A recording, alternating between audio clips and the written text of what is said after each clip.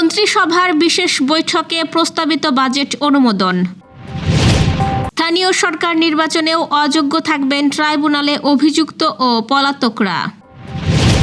বিশ্বকাপ ফুটবল উপলক্ষে স্মারক ডাকটিকিট উন্মোচন করলেন প্রধানমন্ত্রী। স্বর্ণের দাম আবার কমল, ভরিতে ৪,৪৩২ টাকা। বাংলাদেশের বিপক্ষে টি-20 সিরিজ বাতিল করল অস্ট্রেলিয়া। সৌদি আরবে প্রথমবারের মতো অমুসলিম রাষ্ট্রদূত নিয়োগ ভারতের। দর্শক, শুনছিলেন দিনের খবরের প্রধান শিরোনাম, এবার বিস্তারিত। তার আগে আমাদের ইউটিউব চ্যানেল সাবস্ক্রাইব করুন এবং সব খবর পেতে ফেসবুক পেজ ফলো করে রাখার পাশাপাশি ওয়েবসাইট ভিজিট করুন। মন্ত্রিসভার বিশেষ বৈঠকে জাতীয় সংসদে উপস্থাপনের জন্য 2026-27 অর্থ বছরের প্রস্তাবিত বাজেট অনুমোদন দেওয়া হয়েছে। আজ বৃহস্পতিবার সকালে জাতীয় সংসদ ভবনে প্রধানমন্ত্রী তারেক রহমানের সভাপতিত্বে এই বৈঠক অনুষ্ঠিত হয়। এতে অর্থমন্ত্রী আমির খসরু মাহমুদ চৌধুরী সহ মন্ত্রিপরিষদের অন্য সদস্যরা অংশ নেন। অনুমোদিত 2026-27 অর্থ বছরের বাজেট বিকালে জাতীয় সংসদে উপস্থাপন করবেন অর্থমন্ত্রী আমির খসরু মাহমুদ চৌধুরী। আসন্ন 2026-27 অর্থ বছরের প্রস্তাবিত বাজেটের আকার ধরা হয়েছে 9,38,000 কোটি টাকা। এর বিপরীতে রাজস্ব আয়ের লক্ষ্যমাত্রা নির্ধারণ করা হয়েছে 6,95,000 কোটি টাকা। ফলে আয় ও ব্যয়ের মধ্যে ব্যবধান দাঁড়াচ্ছে 2,43,000 কোটি টাকা। বাজেটের বিশাল এই ঘাটতি পূরণে সরকার অভ্যন্তরীণ ও বৈদেশিক দুই উৎস থেকেই অর্থ সংগ্রহের পরিকল্পনা করেছে। প্রস্তাবিত বাজেট অনুযায়ী বৈদেশিক ঋণ ও অনুদান থেকে 1,16,000 কোটি টাকা এবং অভ্যন্তরীণ উৎস থেকে 1,27,000 কোটি টাকা সংগ্রহ করা হবে। এর মধ্যে ব্যাংক ব্যবস্থা থেকে নেওয়া হবে 1,12,000 কোটি টাকা এবং সঞ্চয়পত্র ও অন্যান্য উৎস থেকে 15,000 কোটি টাকার অর্থ সংগ্রহ করা হবে। জাতীয় সংসদের স্পিকার হাফিজ উদ্দিন আহমেদের সভাপতিত্বে এবং প্রধানমন্ত্রী তারেক রহমানের উপস্থিতিতে এই বাজেট প্রস্তাব পেশ করা হবে। এটি দেশের 55তম বাজেট। এছাড়া বর্তমান সরকারের মেয়াদে অর্থমন্ত্রী হিসেবে এটি আমির খসরুর প্রথম বাজেট উপস্থাপন। নিয়ম অনুযায়ী সংসদে উপস্থাপনের আগে বাজেটটি মন্ত্রিসভায় অনুমোদিত হবে এবং পরে রাষ্ট্রপতি শাহাবুদ্দিন এতে সম্মতি জানিয়ে সই করবেন। 1 জুলাই থেকেই আনুষ্ঠানিকভাবে কার্যকর হবে নতুন এই অর্থবছর। জাতীয় সংসদ নির্বাচনের মতো স্থানীয় সরকার নির্বাচনেও আন্তর্জাতিক অপরাধ ট্রাইব্যুনাল আইন বা সন্ত্রাস বিরোধী আইনে অভিযুক্ত ব্যক্তি এবং পলাতক আসামিরা প্রার্থী হতে পারবেন না। এই বিধান যুক্ত করে ইউনিয়ন পরিষদ নির্বাচনী আচরণবিধির সংশোধনী খসড়া চূড়ান্ত করেছে নির্বাচন কমিশন। নতুন খসড়া অনুযায়ী অনলাইনে মনোনয়নপত্র দাখিলের সুযোগও থাকছে না। নির্বাচন হবে নির্দলীয় ভিত্তিতে। স্বতন্ত্র প্রার্থীদের আর 1% ভোটারের স্বাক্ষর সংগ্রহ করতে হবে না, তবে নির্বাচনী জামানতের পরিমাণ বাড়ানো হবে। এছাড়াও নির্বাচনী প্রচারে পোস্টার ব্যবহার, ইলেকট্রনিক ভোটিং মেশিন বা ইভিএমে ভোট গ্রহণ এবং পোস্টাল ব্যালট ব্যবস্থাও বাদ দেওয়ার প্রস্তাব রাখা হয়েছে। নির্বাচন কমিশন জানিয়েছে, আগামী সপ্তাহে খসড়াটি তাদের ওয়েবসাইটে প্রকাশ করে জনমত আহ্বান করা হবে। নাগরিক ও অংশীজনদের মতামত গ্রহণের জন্য 15 দিন সময় দেওয়া হবে। এরপর প্রয়োজনীয় সংশোধন শেষে আইন মন্ত্রণালয়ের ভেটিং সম্পন্ন করে গেজেট আকারে প্রকাশ করা হবে। আগামী কয়েক মাসে দেশের প্রায় 4,000 ইউনিয়ন পরিষদ নির্বাচন উপযোগী হবে। এইসব নির্বাচনকে সামনে রেখে নতুন বিধিমালা প্রণয়নের কাজ এগিয়ে নিচ্ছে নির্বাচন কমিশন।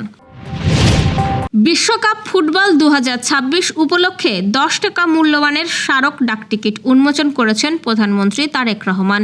আজ সকালে জাতীয় সংসদ সচিবালয়ে নিজ কার্যালয়ে 50 টাকা মূল্যমানের খাম সম্বলিত সুভেনির শীট এবং 5 টাকা মূল্যমানের ডাটা কার্ডও প্রকাশ করেন প্রধানমন্ত্রী।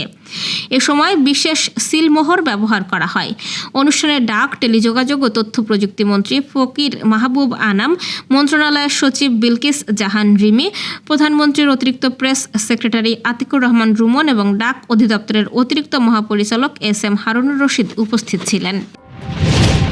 দেশের বাজারে আবারও কমানো হয়েছে স্বর্ণের দাম। সবচেয়ে ভালো মানের বা 22 ক্যারেটের প্রতি ভরি স্বর্ণের দাম কমানো হয়েছে 4,432 টাকা। এতে নতুন দাম দাঁড়িয়েছে প্রতি ভরি 2,18,350 টাকা। আজ বৃহস্পতিবার সকাল 10টা থেকে নতুন এই দাম কার্যকর হয়েছে বলে জানিয়েছে বাংলাদেশ জুয়েলার্স অ্যাসোসিয়েশন বাজুস। স্থানীয় বাজারে তেজাবি সোনার দাম কমার প্রভাবেই এই সমন্বয় করা হয়েছে বলে জানিয়েছে বাজুসের standing committee on pricing and price monitoring committee. কমিটির চেয়ারম্যান ডাক্তার দেওয়ান আমিনুল ইসলাম শাহিনের সই করা বিজ্ঞপ্তিতে নতুন দামের বিষয়টি জানানো হয়।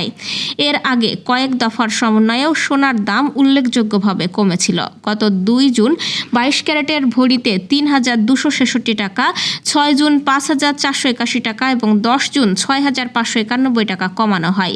ফলে 4 দফায় মোট কমেছে 19,771 টাকা। 22 ক্যারেট 2,18,350 টাকা দাঁড়িয়েছে 4,432 টাকা কমে। এছাড়াও 21 ক্যারেট 4,199 টাকা কমে এখন দাম হয়েছে 2,08,436 টাকা। 18 ক্যারেটের প্রতি ভরিতে 3,558 টাকা কমে দাম দাঁড়িয়েছে 1,78,692 টাকা। এছাড়াও সনাতন পদ্ধতির প্রতি ভরি স্বর্ণের দাম 2,916 টাকা কমে এখন দাঁড়িয়েছে 1,45,508 টাকায়। সোনার পাশাপাশি রূপার দামও কমানো হয়েছে। নতুন দরে 22 ক্যারেট রূপা 4,841 টাকা হয়েছে, দাম কমেছে 58 টাকা। এছাড়াও 21 ক্যারেটের রূপার দাম 4,607 টাকা, 18 ক্যারেট 3,966 টাকা এবং সনাতন পদ্ধতির রূপা বিক্রি হচ্ছে 2,974 টাকায়। 2027 সালের জন্য পুনর্নির্ধারিত নারীদের চ্যাম্পিয়ন ট্রফির কারণে অক্টোবরে বাংলাদেশের বিপক্ষে নির্ধারিত 3 ম্যাচের টি-20 সিরিজ বাতিল করতে বাধ্য হয়েছে ক্রিকেট অস্ট্রেলিয়া। সেই সময়সূচিতে এখন নিউজিল্যান্ড নারী দল অস্ট্রেলিয়ার বিপক্ষে 3টি টি-20 খেলবে। এরপর মার্চে আবার 3 ম্যাচের ওয়ানডে সিরিজে অংশ নেবে। আইসিসি শ্রীলঙ্কায় অনুষ্ঠেয় নারী চ্যাম্পিয়ন্স ট্রফির উদ্বোধনী আসরের সূচি জুন-জুলাই থেকে সরিয়ে 2027 সালের ফেব্রুয়ারিতে নিয়ে যাওয়ার সিদ্ধান্ত নেওয়ার পর অস্ট্রেলিয়া তাদের নারী দলের ঘরোয়া আন্তর্জাতিক সূচি পুনর্বিন্যাস করে। এর আগে বাংলাদেশ নারী দল 9 থেকে 22 অক্টোবর পর্যন্ত ব্রিসবেন ও সিডনিতে অস্ট্রেলিয়ার বিপক্ষে 3টি ওয়ানডে ও 3টি টি-20 খেলার কথা ছিল। নতুন সূচিতে ওয়ানডে সিরিজটি বহাল থাকলেও টি-20 সিরিজটি বাতিল করা হয়েছে। অন্যদিকে নিউজিল্যান্ডের ফেব্রুয়ারি 21 থেকে মার্চ 7 পর্যন্ত অস্ট্রেলিয়া সফরে 3টি টি-20 ও 3টি ওয়ানডে খেলার কথা ছিল। সংশোধিত সূচি অনুযায়ী নিউজিল্যান্ড অক্টোবর 18, 20 ও 22 তারিখে সিডনিতে 3টি টি-20 খেলবে। এই তারিখগুলোতেই আগে বাংলাদেশের বিপক্ষে টি-20 ম্যাচ হওয়ার কথা ছিল। এরপর নিউজিল্যান্ড মার্চে আবার অস্ট্রেলিয়ায় গিয়ে 6 মার্চ ক্যানবেরায় এবং 8 ও 10 মার্চ মেলবোর্নে 3টি ওয়ানডে খেলবে। 7 দশকেরও বেশি সময় ধরে সৌদি আরবের রাষ্ট্রদূত হিসেবে মুসলিম কূটনীতিক নিয়োগ দিয়ে এসেছে ভারত। সেই প্রচলিত প্রথা ভেঙে এবার প্রথমবারের মতো অমুসলিম কূটনীতিক বিপুলকে রিয়াদে রাষ্ট্রদূত হিসেবে নিয়োগ দিয়েছে নয়াদিল্লি। ভারতের কূটনৈতিক মহলে এই সিদ্ধান্তকে একটি গুরুত্বপূর্ণ ও তাৎপর্যপূর্ণ পরিবর্তন হিসেবে দেখা হচ্ছে। 1948 সালে ভারত সৌদি আরবের কূটনৈতিক সম্পর্ক প্রতিষ্ঠার পর থেকে রিয়াদে ভারতের রাষ্ট্রদূত এবং জেদ্দায় কনসাল জেনারেল পদে সাধারণ মুসলিম কর্মকর্তাদেরই নিয়োগ দেওয়া হতো। এর পেছনে ধর্মীয় নয় বরং বাস্তব কারণে ছিল প্রধান। প্রতি বছর বিপুল সংখ্যক ভারতীয় মুসলমান হজ পালনের জন্য সৌদি আরবে যান। হজ ব্যবস্থাপনা, তীর্থযাত্রীদের জন্য নিরাপত্তা এবং জরুরি পরিস্থিতিতে সমন্বয়ের জন্য রাষ্ট্রদূতকে অনেক সময় মক্কা, মদিনা ও মিনার মতো পবিত্র এলাকায় যেতে হতো যেখানে অমুসলিমদের প্রবেশের অনুমতি নেই। তবে সময়ের সঙ্গে সঙ্গে সেই বাস্তবতায় পরিবর্তন এসেছে। কূটনৈতিক সূত্রগুলো বলছে, বর্তমানে মধ্যপ্রাচ্য সম্পর্কে অভিজ্ঞ ও জ্যেষ্ঠ মুসলিম কূটনীতিকের সংখ্যা তুলনামূলক কমে যাওয়ার সরকার নিয়োগের ক্ষেত্রে ধর্মীয় পরিচয়ের পরিবর্তে পেশাগত দক্ষতা ও অভিজ্ঞতাকে বেশি গুরুত্ব দেওয়া হচ্ছে। দর্শক, এই ছিল দুপুরের আয়োজন। সন্ধ্যার খবর দেখার আমন্ত্রণ রইল। এতক্ষণ সাথে থাকার জন্য ধন্যবাদ।